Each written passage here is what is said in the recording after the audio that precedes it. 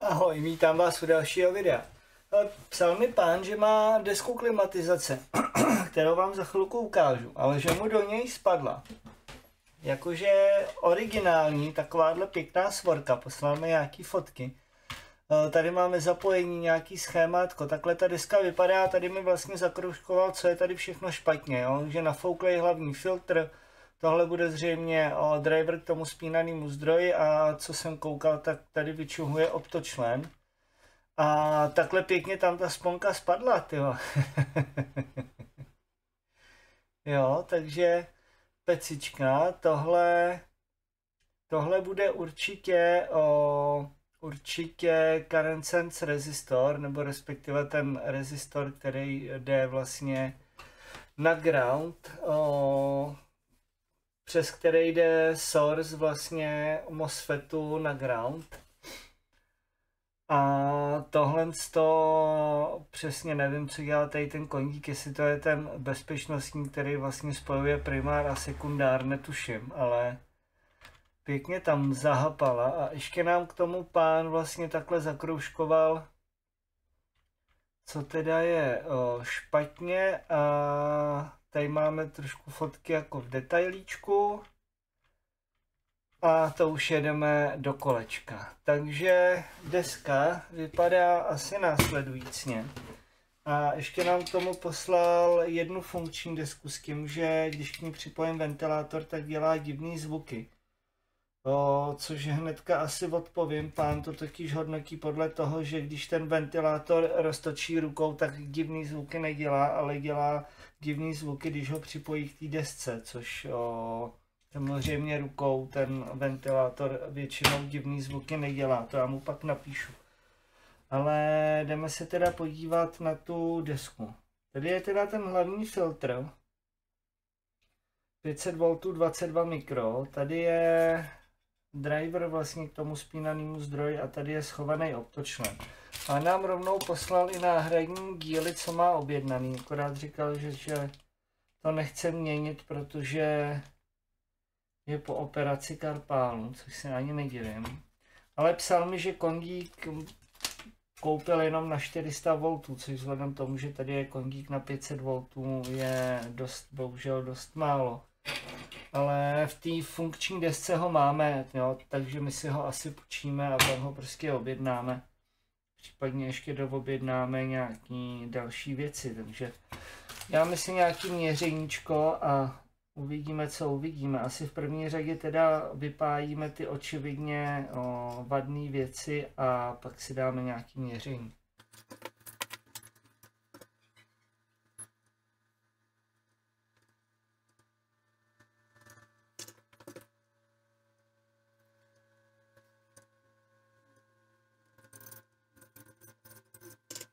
Ale ten optočlen tam ještě nechám. Já teda nevím, kdy pán měřil zkrát, nebo proč si myslím, že je vadný. Nicméně ten zkrát se může klidně vracet, pokud je to nějaký zkrát, tak se může klidně vracet od toho driveru. No. Díváme se, kde ho pán měřil. Jo, tady. No, to se klidně může vracet z toho driveru. To vypadá na té druhé straně, tady bychom měli změřit diodu.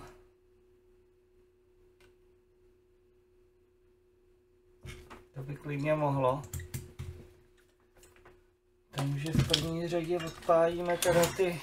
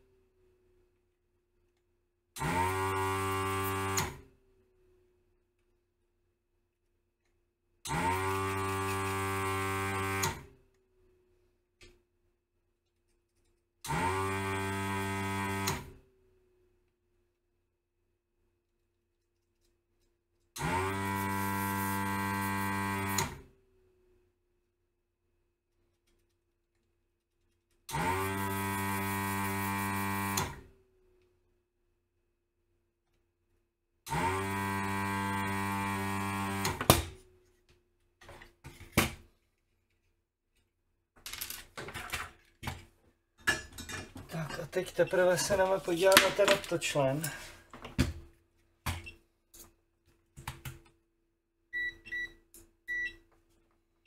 Kam jsem ho dal? Tak jsou slepý? Tady je.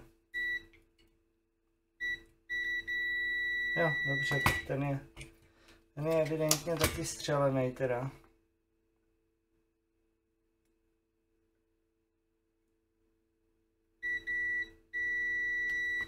OK. Vypadají třeba ty diody.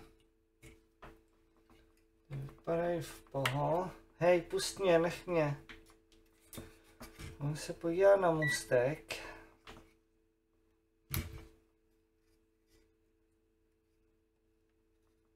Pět, 2, 4, 5, 2, 5, 5, 2, 4, 5, 2, 9, takže ten je v pořádku. Nabil do té doby, než jsem mu začal ubližovat.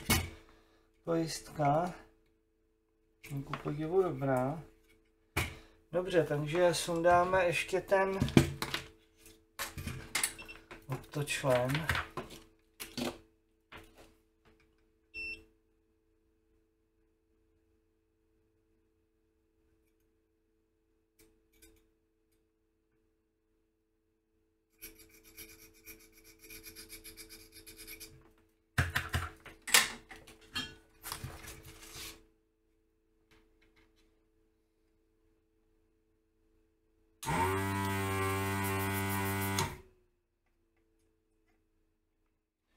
Musela být ale ukrutně nešťastná událost, protože to je snad poprvé, co měním optočlen, ty vole.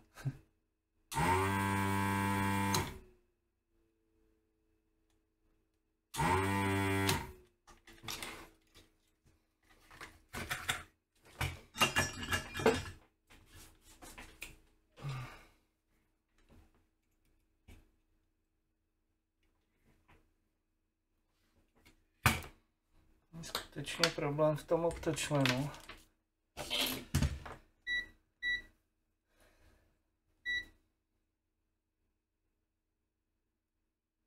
Nic. 58 ohmů, no.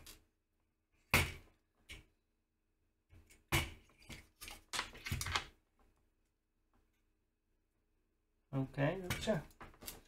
Nemám nic proti. Myslíte, že to jinak bude zdravý? Jak vypadá ten MOSFET? Indukce. OK, a tady ten rezistor, to je...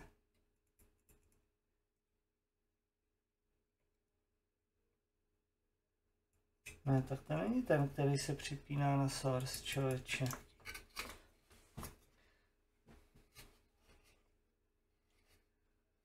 MTCčko, jenom udělám nějakou rychlou kontrolu.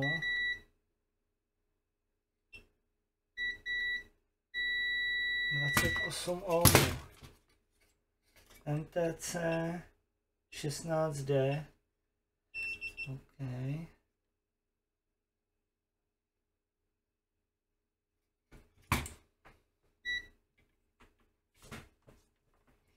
Diodička.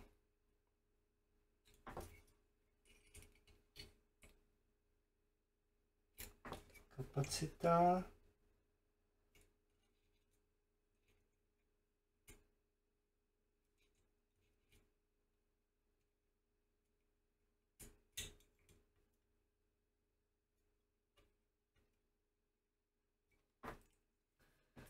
Vypadá foukej, ale vzhledem k tomu, že tady byl nafouklý kondík, to asi nebude nabitý. Můžeme se podívat na nějaké hodnoty SRL těch ostatních kondíků.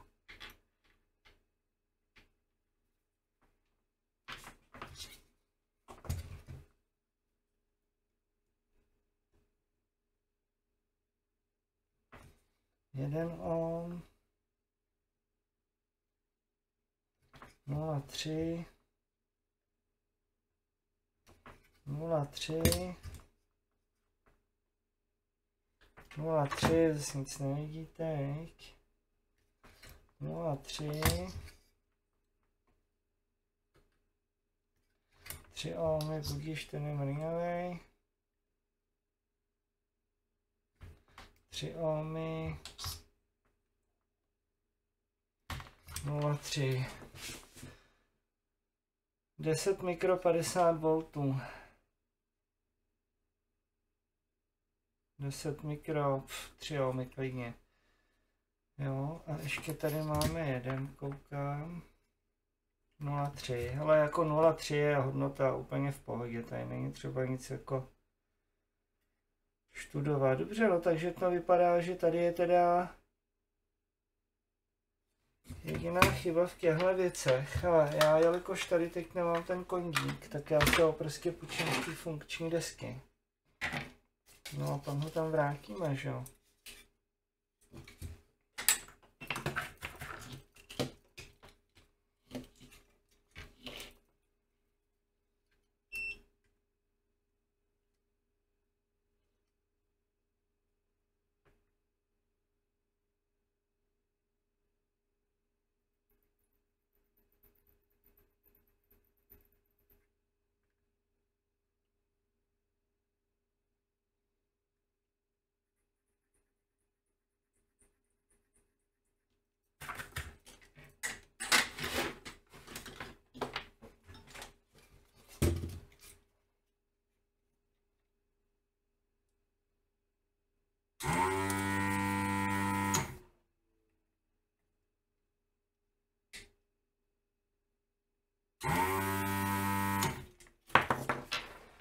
Sice trošku barbarství jako pájet v dobrý desce, ale účel světí prostředky. Tak ukaž.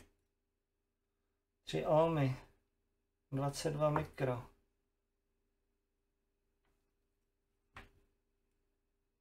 Vidně. Mrkneme se pak na TMčku a zkusíme ho objednat. Hele, dáme to zase dohromady. Jak je tam teda šupnem ten kundík.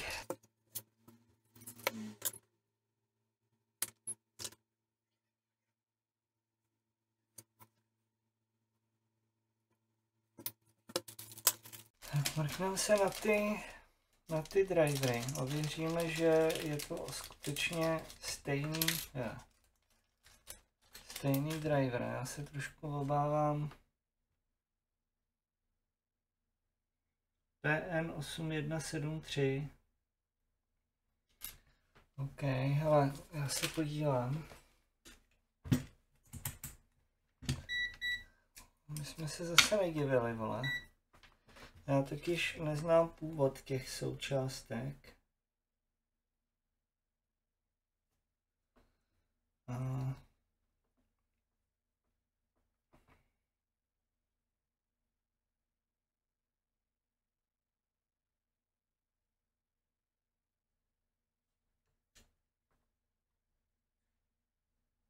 Tak, moment.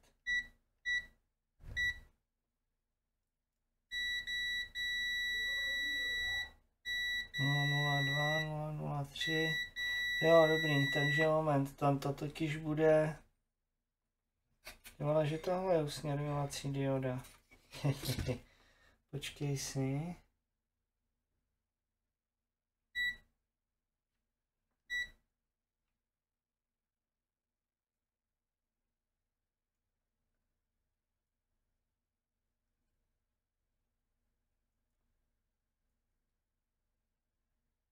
Čtyři, 9, 2.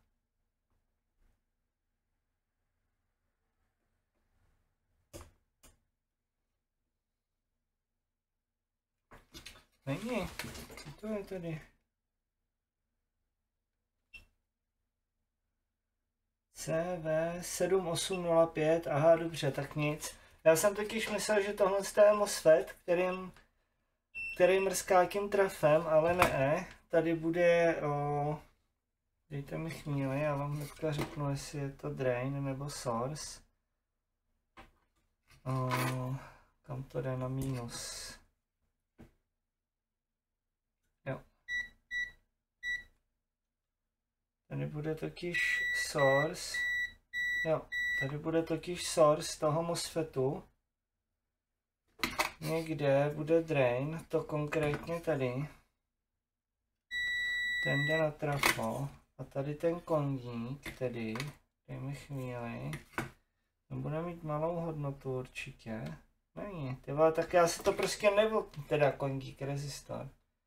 Já si to prostě, vole, neobhájím, že ten rezistor je ten, co vede, přes který je source připojený na ground. Jo, dobrý, tak ten má 97,8 kg. Já se pak ještě podívám, protože jestli jste si všimli, tak ta sponka byla opřená o něj. Takže se pak ještě podíváme, jestli má teda stejnou hodnotu, jakou má mít. A tady to je teda o driver s MOSFETem dohromady. Proto jsme tam měřili ten zkrát, jo. Já jsem fakt jako nekoukal do datasheetu, co to vlastně je zač. Ale OK. Já ho jenom takhle přiblinknu. A pak to trošku omlékujem. Jo, to fakt se ale hodně použitej, ty vole. No, už je stařičkej kluk, tak už je takový jako stuhlej. A tak já tady mám už nové, akorát je mi líto ho vyhodit, když tam ještě je pořád. Ale už ho asi vyhodím.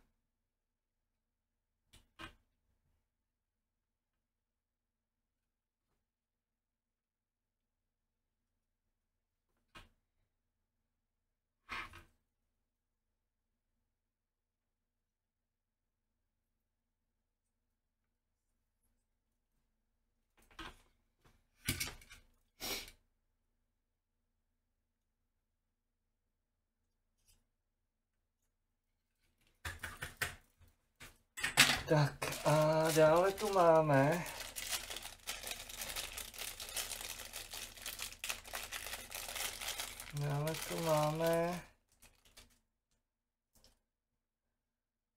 proč je ten jeden mimo? Já ten je nějaký.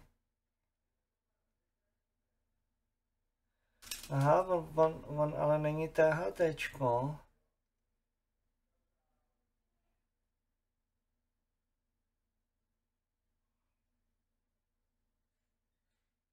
No dobře, no, tak jo.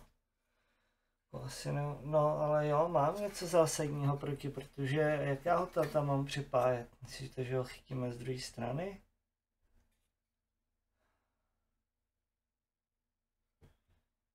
To je takový blbý, ne? No hele, stejně budeme objednávat ten kongík, tak ho pak objednáme a já ho tam teďka chytím prostě z druhé strany. Jo, nechytím, vole, protože já to netrefím první pin. No, takže bohužel tady ty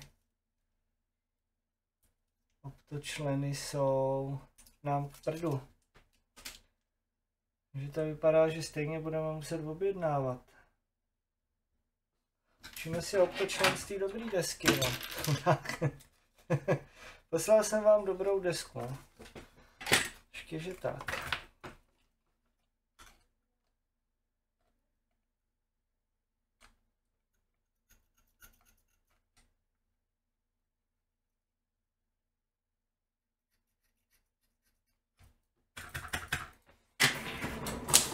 Musíme počkat na odsávačku.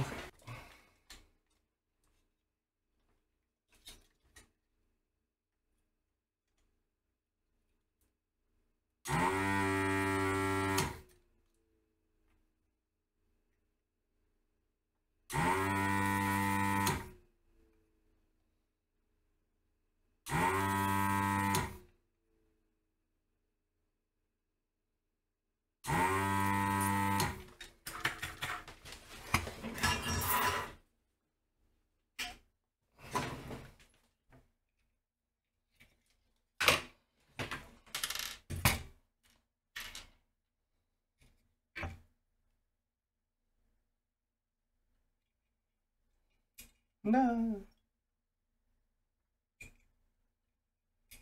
Ty vole, jako vážně. Hej kámo. Dobře, takže tohle dáme do prčic.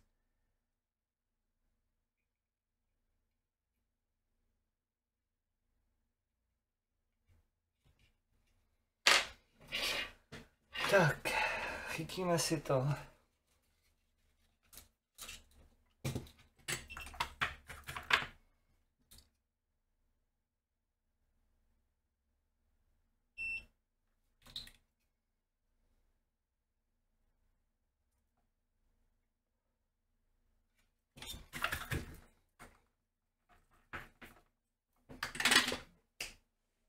Trošku to omlékujeme.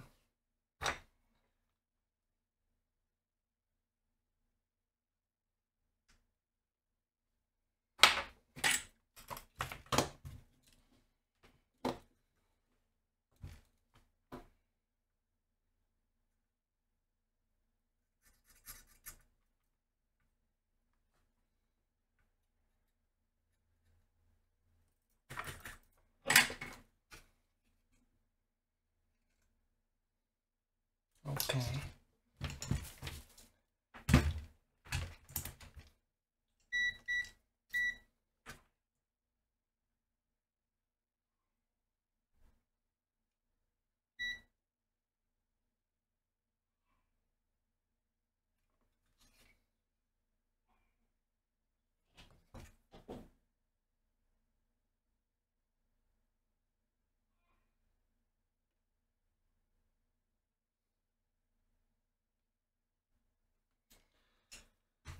No, vyčistíme to, zkusíme to zapnout a uvidíme, jestli to vybouchne nebo ne.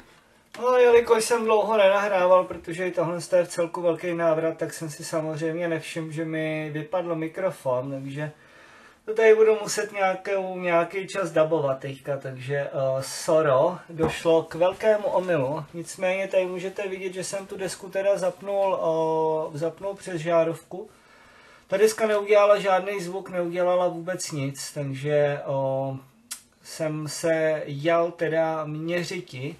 Na té desce je výstup 12 V, takže tady na tom konektoru by teď mělo být 12 V, nicméně není na něm ani prd. Každopádně jsem jako pojal podezření, že by se ta deska nemusela zapnout, jo, protože to je vlastně jenom jako samostatná deska bez zbytku funkčního celku. Takže to vypínám a jdu si tu desku otočit, protože se mi samozřejmě nechce kroutit jako s deskou, která je počkávou. Že úplně originál vidím, jak mi to jednoho krásného dne spadne rovnou do klína. Za chviličku si to znovu zapnu, nebo jsem to možná ani nevypnul, asi jsem to vypnul, nebo jsem byl statečný, ne, kecám, teďka jsem si měřil teda ten hlavní filtr, jestli na něm je nějaký napájení a račte si povšimnout, že na tom hlavním filtru bylo přes 300 V a teďka měřím vlastně kondík, který je na sekundáru před tou 7805 a na té vlastně taky není vůbec nic, jo, takže to tady vypínám a začínám jako pojímat podezření, že ta deska se buď to nezapne, anebo je tam ještě nějaký problém. Nicméně za chviličku uvidíme, kde je zakopán pes. No a tady už jsem se teda jel přestrojit vlastně všechny ty součástky, které jsem použil, takže jsem je přestrojil do té nové desky, kterou teda teďka zapínám na žárovku a bohužel vy to neuslyšíte, ale na té desce bylo jasně slyšet to cvaknutí a pípnutí, takže je jasný, že ta deska sama o sobě by měla normálně najet. Tady ještě teda na vypnutý té desce ukazuju, že vlastně na tom kondíku filtračním je i po vypnutí hnedka padá napětí někam k 5 V, jo? Což je to, na co já upozorňuji, že i když na dobrý desce se ty kondíky vlastně hnedka vybíjejí, tak je dobrý vědět, že to, s čím jako manipulujete, je rozbitý a ten kondík se vlastně nemusí vybít, jo? Což vlastně tady to jasně vidíte, že na té dobré desce se ten kondík hned vybil, ale prostě na té staré i při vypnutém napájení bylo přes 300 V, což je taková pastička. Takže si teda beru tu porouchanou desku a jdeme samozřejmě ten spínaný zdroj měřit úplně od píky. Jo. Takže já jsem si tady jsem se chytil toho hlavního filtru, protože tam teda víme, že vlastně jako napájení máme. Takže jsem si chytil ten hlavní filtr a změřil jsem si od hlavního filtru, kam nám vlastně jde plus. Jo. A jistě bylo ještě jako chvilku krucat, chvilku vám asi vysvětlilo něco hrozně důležitého, co už si nepamatuju. Nicméně teďka si vlastně za chviličku uvidíte, že si změříme plus od toho hlavního filtru. Že samozřejmě plus od toho hlavního filtru by nám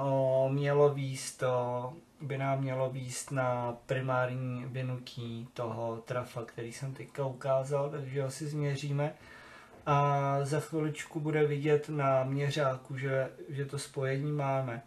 Ono je s tím třeba chviličku trošku bojovat, protože ona je v celku dost jako zalakovaná, nicméně vidíte, že kontakt jako na ten primár máme. A teďka vlastně z toho primáru si změříme, že máme kontakt na toho hlavního švába, na ten vlastně to jakoby hlavní driver MOSFET, dry MOS, s tím, že vlastně to by mělo jít na drain toho švábu. Teďka vlastně měřím primár, nicméně myslím si, že to mám jako pod lakem a měřím ještě ten pomocný sekundár, který vlastně který potom následně, když ten spínaný zdroj vlastně nastartuje, tak on napájí ten dry MOS, který mrská s tím trafem. Takže tady si jenom uděláme takový jako malinký měřeníčko s tím, že vlastně máme mínus, což je teda jedna strana toho vynutí a ta druhá strana toho vynutí jde přes diodu na ten filtrační kondenzátor, který napájí přímo toho švábíka. Jo, takže jako jsme se teda doměřili toho, že tohle by mělo být v pořádku.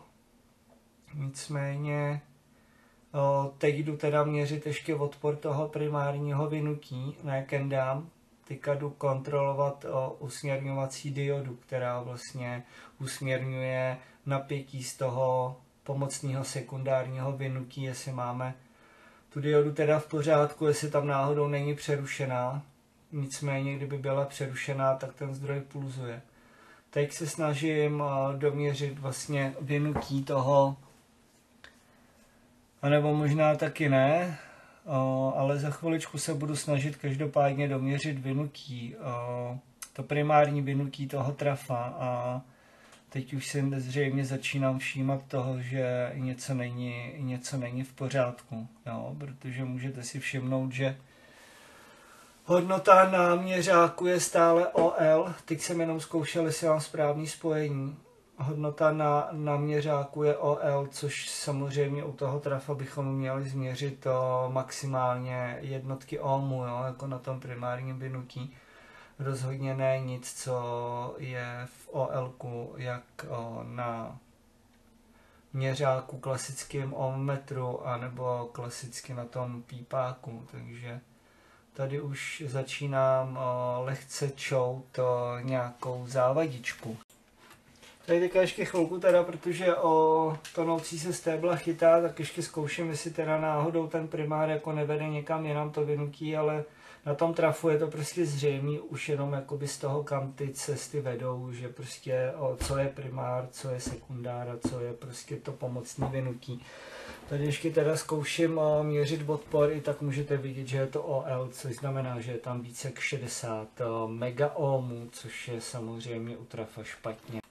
No a tady jenom pro porovnání jsem teda vzal tu zdravou desku, která by samozřejmě měla mít to zdravý trafo, protože jsme všichni viděli, že ta deska funguje, nebo vy jste to bohužel jako neslyšeli a vidět to není, ale ta deska je v pořádku a změřím si vlastně ten primár toho trafa a sami vidíte, že je tam nějakých 3,8 ohmů.